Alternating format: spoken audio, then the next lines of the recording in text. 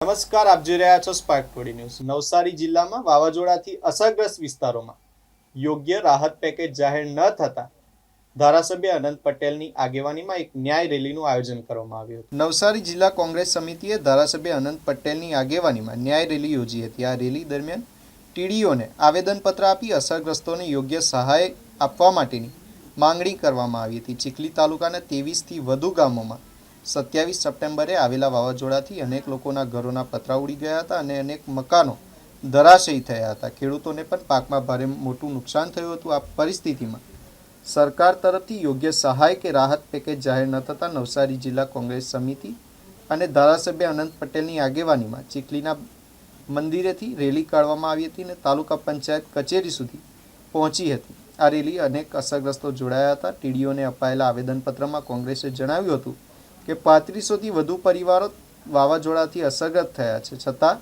સરકાર સહાય નીતિ મુજબ 9 પતરા કરતાં ઓછું નુકસાન થયેલા ઘરો અને સરકારી આવાસ ધરાવતા લોકોને વળતર આપવામાં આવતું નથી, જે અયોગ્ય છે।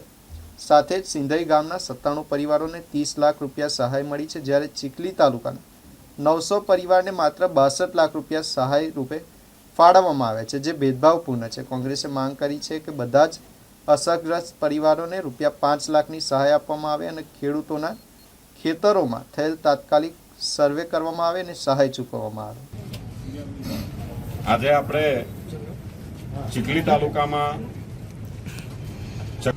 ત્યારબાદ કેટલાક તત્વોએ આપણી રેલીને રોકવાનો પ્રયત્ન કર્યો, આપણી સામે સંઘર્ષમાં ઉતરવાની વાત કરી, પરંતુ અમે કોઈની સાથે સંઘર્ષમાં ઉતરવા માંગતા નથી। અમે ગાંધીની વિચારધારાને વળેલા માણસો છીએ અને અમે લોકોને સાથે લઈને જે પીડિત લોકો છે એ લોકોને ન્યાય અપાવવા માટે અહીંયા આવ્યા છે, નહીં કે કોઈના સાથે સંઘર્ષમાં ઉતરવા માંગીએ છીએ। પરંતુ જો ન્યાય અપાવવા માટે કોઈ સાથે સંઘર્ષ કરવો પડે તો એના માટે અમે તૈયાર છીએ। કોંગ્રેસ પાર્ટીએ આઝાદીની લડાઈમાં જે યુદ્ધ લડ્યું છે એનાથી સૌ વાકેફ છે। અંગ્રેજોથી ત્યારે તેમની 100થી વધુ દેશોમાં સત્તા હતી, તેમનાથી પીછેહટ કોંગ્રેસ પાર્ટીએ કરી નથી। ત્યારે આજે તો આ પીડિત લોકોને ન્યાય અપાવવા માટે અમે ક્યાંય પાછળ હટવાના નથી અને આ પીડિતોની સાથે હર હંમેશ ઉભા રહીશું। અમારા લોહીનો કટરો કટરો આ પીડિતો માટે છે, એની ભાગીદારી રોજ ચક્રવાત વાવાઝોડું આ વિસ્તારમાં, ચીખલી વિસ્તારમાં, વાંસદા વિસ્તારમાં, વલસાડ વિસ્તારમાં, મહુવા વિસ્તારમાં આવ્યું હતું, જેના કારણે રહીશોને ખૂબ નુકસાન પહોંચ્યું હતું। એમના આવાસના પતરા ઉડી ગયા હતા, ઘરના પતરા ઉડી ગયા હતા, પાકને નુકસાન થયું હતું। એ નુકસાની માટે માત્ર સહાય ચૂકવી છે, એના માટે કોઈ પેકેજ જાહેર નથી કર્યું અને પેકેજ જાહેર નથી કર્યું એના માટે અસરગ્રસ્તોની સાથે અમે આજે જિલ્લા કોંગ્રેસ સમિતિની આગેવાનીમાં આવેદનપત્ર આપ્યું છે। અમારી એક જ માંગણી છે, અમને સહાય નહીં પરંતુ વિશેષ પેકેજ જાહેર કરવામાં આવે।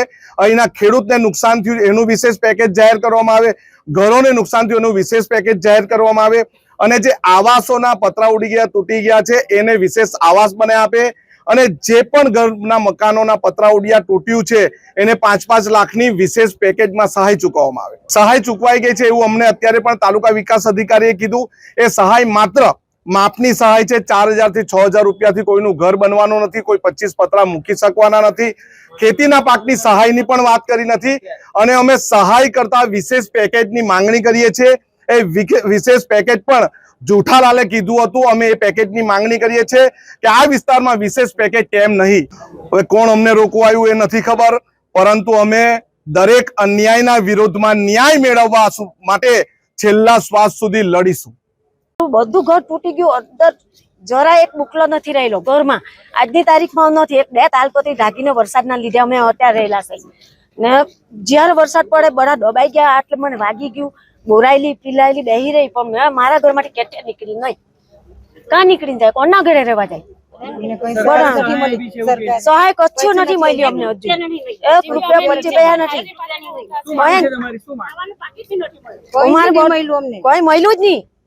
ઘર બનાવવાનું તો ઘર કેવી રીતે બનાવ? મજૂરી કરવા જામ તો મજૂરી કરીને કેવી રીતે ઘર બને? ખાવા જામ કે ઘર બનાવવા જામ?